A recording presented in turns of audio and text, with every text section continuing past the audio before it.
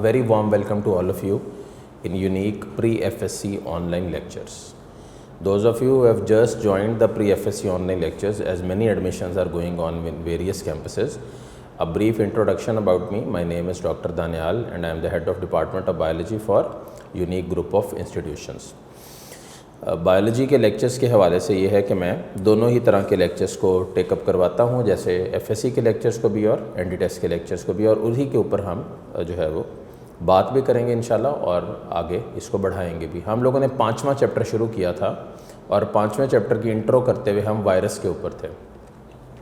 अब इस वक्त हम वायरस से रिलेटेड जो टॉपिक्स हैं उनको डिस्कस करने जा रहे हैं। आपने ये करना है कि आप लोगों ने जो डायग्राम्स वगैरह जो मैंने आपको बताई थी उनको तरीके से बनाना है और ना सिर्फ बनाना है, उनको बार बार बेटा प्रैक्टिस भी करना है। इस चैप्टर के एंड के ऊपर मैं आपको यूनिक नोट्स के हवाले से भी गाइड करूंगा कि उसमें कौन से एमसीक्यूज़ हैं, कौन से शॉर्ट हैं जो बहुत ज़्यादा इंपॉर्टेंट हैं। तो जब तक कोशिश ये करिए कि अगले 2-3 दिनों में यूनिक नोट्स लाजमी परचेज़ कर लें, क्योंकि आपको उसके मुतालिक प्रॉपर्ली गाइड किया जाएगा, जिसमें मैं आपको ये भी बताऊंगा कि उसमें एमसीक्यूज़ कौन से आपने किस अंदाज में देखने, और सेकेंडली उसका कंटेंट क्या है और उसमें इम्प्रूवमेंट कैसी है। ठीक हो गया? तो we are starting with chapter 5 again और few words about virus. Virus word जहन में आता है तो क्या क्या जहन में आता है ये सोचने की ज़रूरत है। वायरसेस आर, रिकैप करवा रहा हूँ, ध्यान से रिकैप कीजिएगा, obligate, intracellular, parasites. What does that mean, obligate, intracellular, parasites? इसका ये मतलब है कि ये within the living host ही सिर्फ रिप्रोड्यूस कर सकते हैं और सरवाइव करते हैं। अगर वायरस टेबल के ऊपर मौजूद हो तो वो नॉन लिविंग है। कोरोना वायरस ही ले लें जो आजकल फैला हुआ है, जिसकी वजह से यहाँ तक मामलात पहुँच गए हैं दुनिया के। ये क्या है? ये वैसे तो नॉन लिविंग है, लेकिन जैसे ही आप हाथ में लाते हो या जैसे ही आप किसी के साथ इंगेज होते हो या इन बिटवीन किसी से मिलते हो तो साथ ही आप इस वायरस का शिकार हो जाते हो। उसकी वजह ये, जैसे ये वायरस आपके हाथों से या आपकी आप समझ लो उंगलियों से, जैसे रोटी खा रहे हो उसके ऊपर लगा हुआ वायरस, उंगलियों से वो आगे ट्रांसमिट होता है, साथ ही आप ये बीमारी का शिकार हो जाते हो। तो गर्ज़ है कि प्रॉब्लम में इजाफा होता जाता है। तो वायरसेस क्या होते हैं? Obligate, intracellular, parasites. ऑब्लिगेट कौन से होते हैं? जो within the living cell या होस्ट सेल रिप्रोड्यूस करते हैं। और इंट्रासेलुलर क्या होते हैं? Intracellular, within the cell. ठीक है, अच्छा। Viruses are non living according to our notion because they have no cell. ठीक है, ये बातें वो हैं जो पहले भी हम कर चुके हैं, लेकिन इस वक्त बताना इसलिए ज़रूरी है कि इसको रिकैप करते हुए हम वायरसेस की मुख्तलिफ टाइप्स को देखते हुए आगे बढ़ेंगे। देन वायरसेस आर क्या, किससे बने हुए हैं? न्यूक्लिक एसिड से प्लस प्रोटीन से। अच्छा, कौन सा न्यूक्लिक एसिड है भाई जो यहाँ पे एग्जिस्ट करता है? द न्यूक्लिक एसिड में भी डीएनए और इट में भी आरएनए। ठीक है, डीएनए भी हो सकता है और आरएनए भी हो सकता है, और एज सच इसी फॉर्म में ये एग्जिस्ट करता है। अच्छा, वायरसेस को क्या आम माइक्रोस्कोप से देख सकते हो?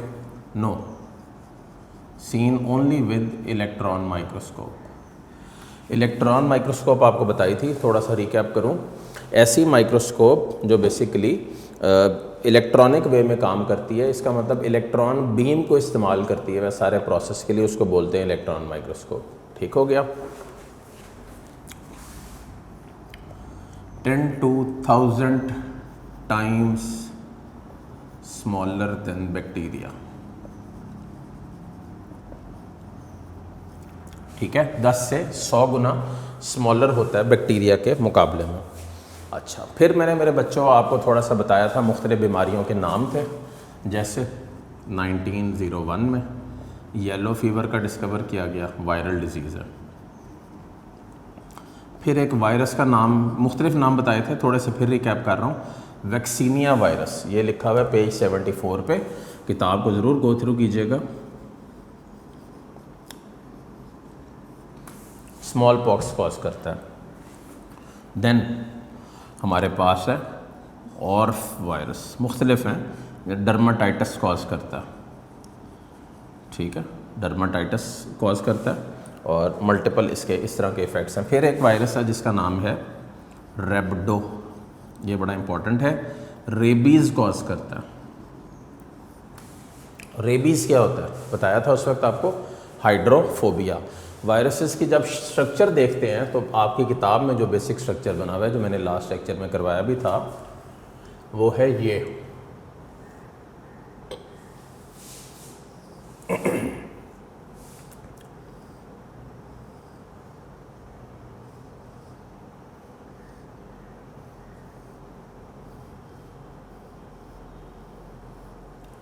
This is a bacteriophage. तो सबसे पहले तो भाई बैक्टीरियोफेज क्या होता है ये बताइए। जो बच्चे आज पहली दफ़ा पढ़ रहे हैं वो बड़े ध्यान से सुनिए, जिन बच्चों ने पहले पढ़ा है वो इसको रिकैप करिए। बैक्टीरियोफेज को बोलते हैं बैक्टीरिया ईटर। टी वर्ट एक साइंटिस्ट था, 1915 में उसने ये स्टडी किया। डी हैरल ने 1917 में ये स्टडी किया, ठीक है। अच्छा, अब जब आप इसको देखते हो, ये जो डी हैरल का एक्सपेरिमेंट है ये भी आना चाहिए आपको, पेज 72 के ऊपर लिखा हुआ है। थोड़ी सी लाइनें मैं आपको पढ़ दूँ। डी हैरल ने रीडिस्कवर किया और इसी फिनोमिना को, जो टी वर्ड का एक्सपेरिमेंट था जिसमें उसने कहा था बेसिकली कि बैक्टीरियल कॉलोनीज़ लाइस करती हैं। लाइस का क्या मतलब होता है, ब्रेक कर जाती हैं, फट जाती हैं और वायरसेस जो हैं वो रिलीज़ हो जाते हैं। इसको बोलते हैं lysis of the host cell या lysis of the bacterial cell, ठीक है। तो इस वे में ये एग्जिस्ट करती हैं। अब हमारे पास है नेक्स्ट वन, वो क्या है कि इस सारे की बेस के ऊपर इसके स्ट्रक्चर को एक्सप्लेन किया गया। किस माइक्रोस्कोप में? इलेक्ट्रॉन माइक्रोस्कोप में। अब क्या नज़र आया वो ज़रा मैं आपसे डिस्कस कर लूँ। ये आपके पास था हेड, पायरामिडल होता है, ठीक है, इसका मतलब पायरामिड्स की फॉर्म में अरेंज्ड होता है। और हेड के अंदर ये जो आउटर कोट है इसको बोलते हैं कैप्सिड। क्या बोलते हैं? कैप्सिड। कैप्सिड क्या होता है? Outer protein coat of the virus, यानी कि फेज हेड।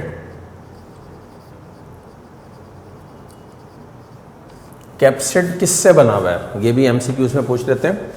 कैप्सिड बना हुआ बेटा कैप्सोमियर से। कैप्सोमियर क्या होते हैं? सब units of the protein. Herpes virus देखें 162 कैप्सोमियर, एडिनो देखें 252। द वायरस, बोर्ड का एक एमसीक्यू है commonly, the virus responsible for causing common colds. Answer क्या होगा? एडिनो वायरस, ठीक है, कॉमन कोल्ड कॉज करता है। अच्छा, अब इस सारे की बेस के ऊपर इन्हीं वायरसेस को, जो फेजेस हम यहाँ पे पढ़ रहे हैं, इनको T2 या T4 फेज का नाम दिया गया। T2 या T4। What is T2? Type 2। और T4 क्या होता है? टाइप 4। फेज क्या होते हैं? वो सेल जिनको बैक्टीरिया ईटर बोलते हैं और वो बैक्टीरिया को मारने की एबिलिटी या उन सेल्स को यू कैन से रप्चर करने की एबिलिटी रखते हैं, ठीक है। अच्छा, तो हेड के ऊपर आ जाएं। सबसे पहले हम हेड पढ़ रहे हैं। हेड हेक्सागोनल है और प्रिज्म शेप्ड है और कुछ केसेस में पायरामिडल भी बोला जाता है इसको, ठीक है। ये हेड हो गया बेटे। हेड के अंदर जो मेन यहाँ पे मौजूद है वो क्या है?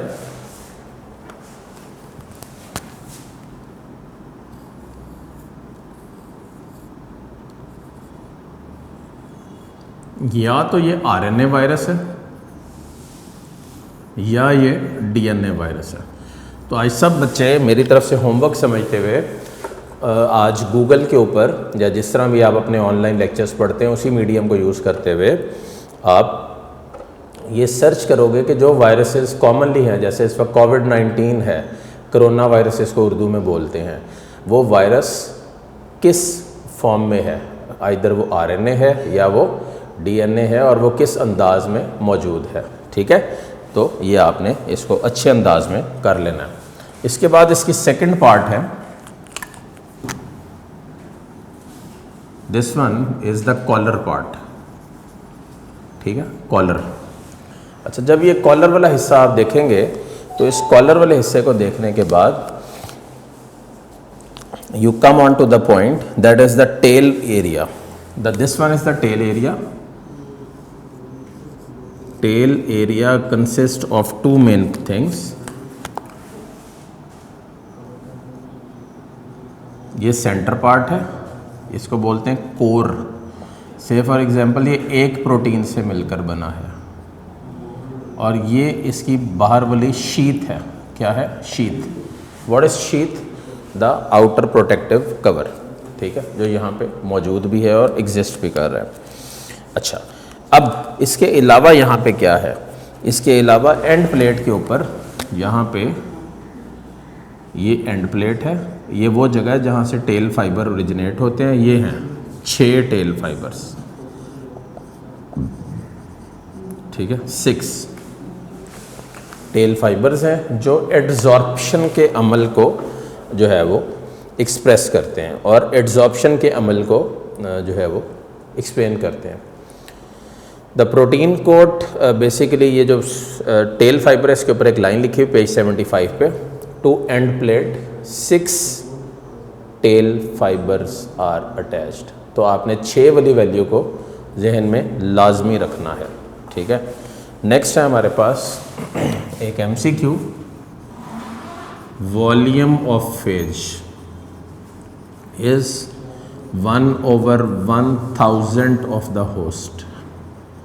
1/1000 ऑफ द होस्ट जो है वो फेज का वॉल्यूम है।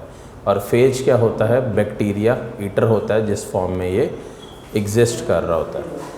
राइट हो गया।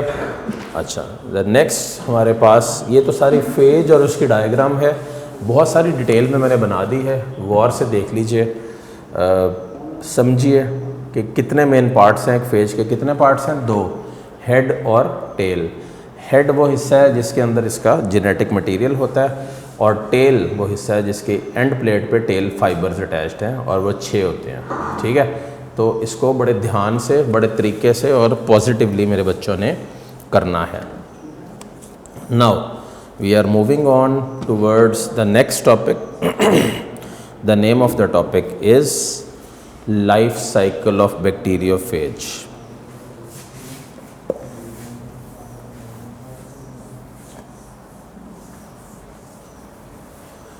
अगर आप बैक्टीरियोफेज को लाइफ साइकिल वाइज क्लासिफाई करो तो it is classified into 2 main types, ठीक है। जो बैक्टीरियोफेज की टाइप्स या लाइफ साइकिल है, इसकी आज जो हम पढ़ रहे हैं इस वक्त वो है लाइटिक साइकिल। लाइटिक साइकिल सबसे पहले तो उसका दूसरा नाम करें ना, मास्टर स्लेव रिलेशन, ठीक है, रिलेशनशिप, मास्टर स्लेव रिलेशनशिप, यानी कि क्या? कैदी वाली रिलेशनशिप जिसमें एक सेल दूसरे सेल को होस्ट बना लेता है, वो है मास्टर स्लेव रिलेशनशिप। अच्छा, what happens in it, how it occurs and what is the sequence of events जो इसमें होता है। सबसे पहले तो बात यह है कि रूल क्या है, viruses need living cells to reproduce. Viruses किसी मीडियम में इस तरह रिप्रोड्यूस नहीं कर सकते, उनको लिविंग सेल्स, प्रॉपर मीडियम की ज़रूरत पड़ती है। तो पहली स्टेटमेंट तो MCQ की ये हो गई, the bacteriophage replicates only inside the bacterial cell. तो इसको मेरा बेटा क्लियर कर लो, ठीक है। अब स्टेप्स देखते हैं लाइटिक साइकिल के। पहला स्टेप क्या है? Adsorption. What is adsorption? It is attachment, ठीक है। अटैचमेंट हमेशा याद रखिएगा एक ख़ास रिसेप्टर साइट पे होती है। मैं डायग्राम उस साइड पे बनाऊंगा और पॉइंट्स इधर लिख रहा हूँ, आप भी पॉइंट्स लिख लीजिए और फिर डायग्रामेटिकली भी इसको देख लेते हैं। जैसे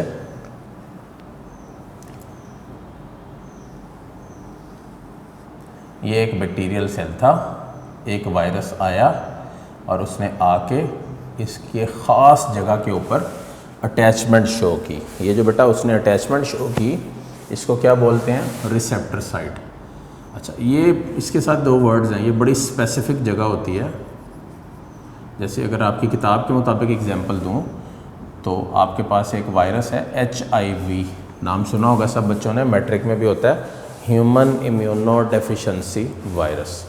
ये जो HIV वायरस है ये एक्ट करता है T लिम्फोसाइट्स के ऊपर, T लिम्फोसाइट्स। तो ये लिम्फोसाइट्स क्या होते हैं? वो सेल्स जो बेसिकली इम्यूनिटी जो है वो मेंटेन करते हैं बॉडी के अंदर, ठीक है। तो यहाँ पे जो T लिम्फोसाइट्स और ये सारा, तो पहला स्टेप समझ आ गया सबको, एड्जॉर्प्शन, अटैचमेंट। रूल क्या है एड्जॉर्प्शन या अटैचमेंट का? कि कोई रिसेप्टर साइट मौजूद होनी चाहिए। इसका मतलब हर सेल के ऊपर एड्जॉर्प्शन नहीं हो सकती, एड्जॉर्प्शन होने के लिए ख़ास जगह की बहुत ज़रूरत पड़ती है, ठीक है। और सेकंड बात यह है कि यहाँ पे वीक केमिकल यूनियन बननी चाहिए between virus and the receptor site. बहुत इंपॉर्टेंट पॉइंट। देखें, वीक केमिकल यूनियन से क्या मुराद है कि किसी ना किसी जगह के ऊपर, जैसे फ़र्ज़ करें कि ये हाथ सरफेस है, रिसेप्टर साइट है, तो जब वायरस यहाँ पे लगेगा तो इस वायरस में और इस हाथ के दरमियान में, यानी कि बैक्टीरियल सेल के दरमियान में एक अटैचमेंट साइट बनेगी और फिर उसी अटैचमेंट साइट की बेस के ऊपर आगे सारा प्रोसेस चल रहा होगा। तो ये बेटा विद रिगार्ड्स टू एड्जॉर्प्शन हो गया। Second, penetration. ये क्या होता है जी? पेनिट्रेशन। स्टेप 1 था एड्जॉर्प्शन, ये 1 और 2 की इकट्ठी डायग्राम है। ये आपके पास एक बैक्टीरियोफेज है और ये आपके पास एक बैक्टीरियल सेल है, ये इसके ऊपर आके लग गया है। ये स्टेप 1 और 2 की इकट्ठी डायग्राम है। सेकंड स्टेप में क्या हुआ कि पेनिट्रेशन होगी। And how is the penetration done? An enzyme is released. The name of the enzyme is lysozyme, ठीक है।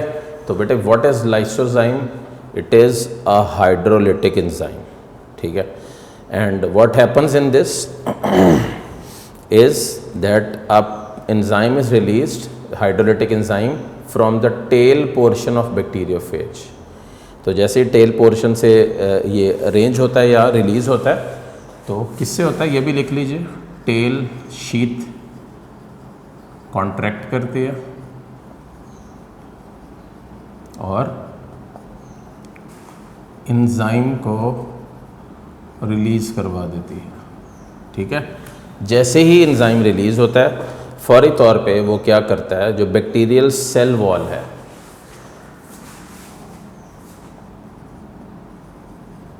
उसके पोर्शन को डिसॉल्व कर लेता है, ठीक है। गर्ज है कि जब बैक्टीरियल सेल वॉल किससे बनी है, रिकॉल करें चैप्टर 4, बैक्टीरियल सेल वॉल बनी पेप्टिडोग्लाइकन से। किसका मिक्सचर है? पेप्टाइड का और ग्लाइकन का, ठीक है। तो अब क्या होता है कि डेफिनेटली वो पोर्शन जब वो ओपन कर देता है तो डेफिनेटली सेल वॉल और सेल मेम्ब्रेन तक उसको रसाई मिल जाती है और फिर वो बैक्टीरियल सेल के अंदर एंटर हो सकता है। तो थर्ड स्टेप पे आ जाते हैं हम, injection of viral genome into host cell, ठीक है। What happens in this case is कि जो वायरल जीनोम था वो इंजेक्ट कर देता है ये सेल। अच्छा, वायरल जीनोम क्या मतलब बेटा? दो वर्ड्स यहाँ पे, या तो ये DNA हो सकता है या ये RNA हो सकता है, ये भी ध्यान में रखिएगा। अच्छा, नेक्स्ट स्टेप में क्या हो रहा है?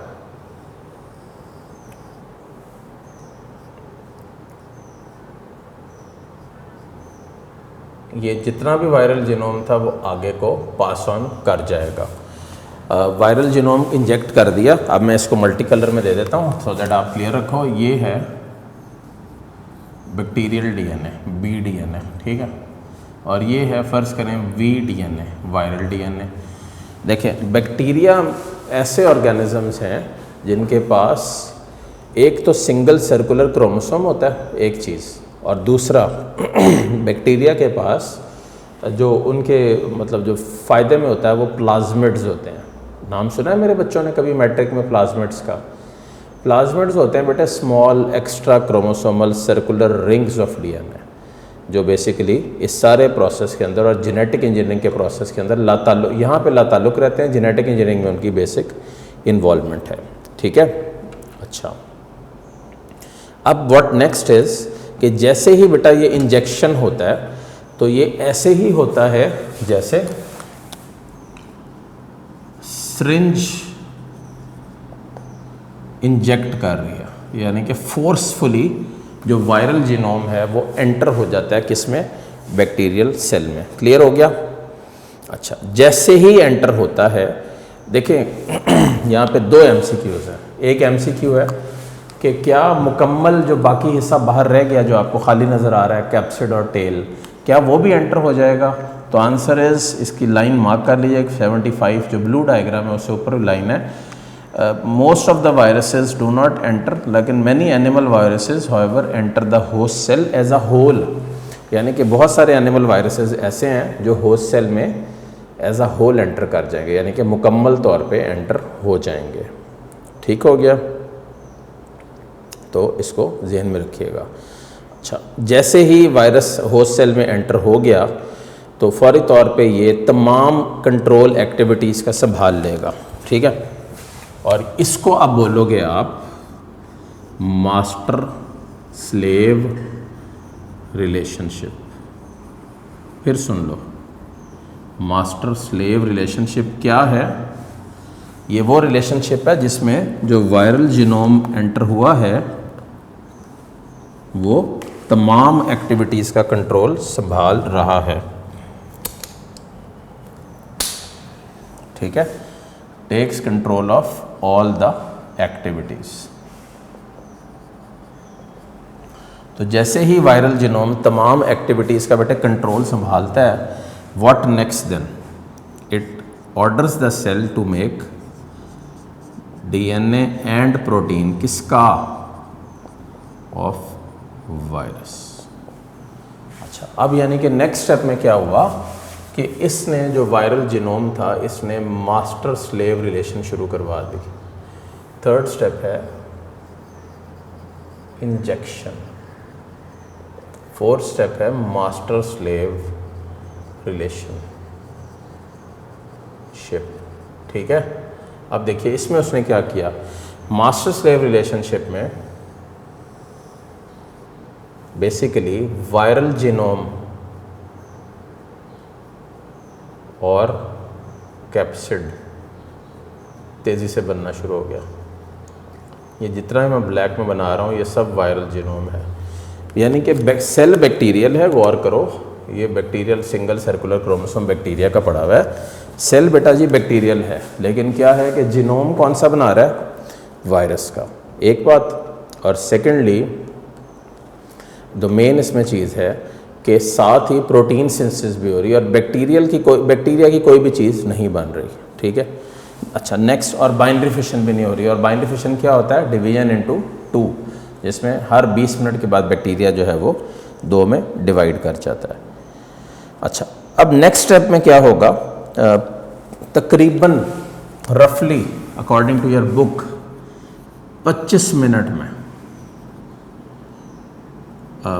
इसको लिंक कर दें नेक्स्ट पे।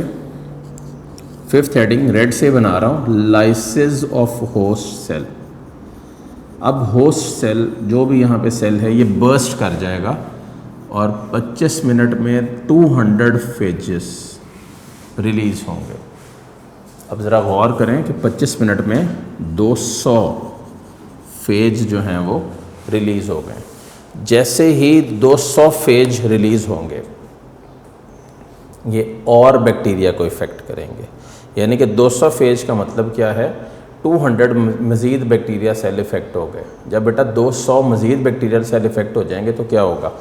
पहले एक था, अब 200 मज़ीद हो गए। तो नेक्स्ट स्टेप क्या होगा इसमें? ये 4th है और 5th है हमारे पास lysis of the host cell. तो इसमें क्या होगा कि ये जो हमने बनाए हैं, ये जितने बैक्टीरियोफेज बने ये सब इसमें से बाहर निकलते आएंगे, और बाहर निकलने के बाद अगेन ये इसी लाइफ साइकिल को दोबारा रिपीट करेंगे।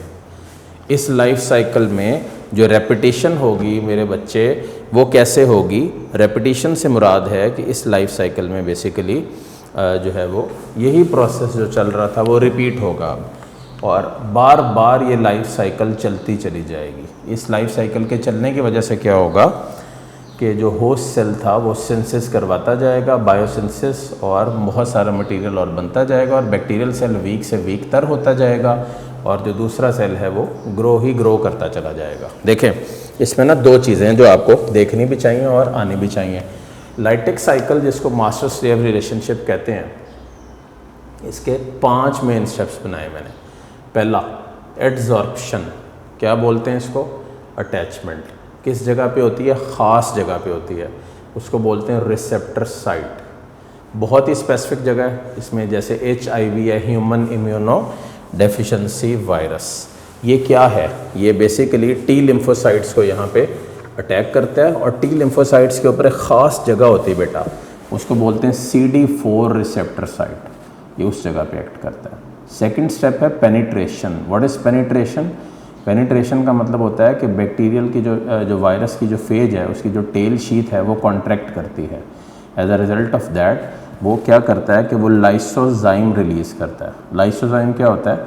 वो बेसिकली जो पेनिट्रेट करता है इसको, और पेनिट्रेट करने के बाद वो क्या करता है कि अपना जीनोम आगे पास कर देता है। कॉमन MCQ MCAT का भी, most of the animal viruses however enter the host cell as a whole. इसका मतलब जो बहुत सारे एनिमल वायरसेस हैं वो एज अ होल एंटर नहीं होते, वो बाहर ही रह जाते हैं।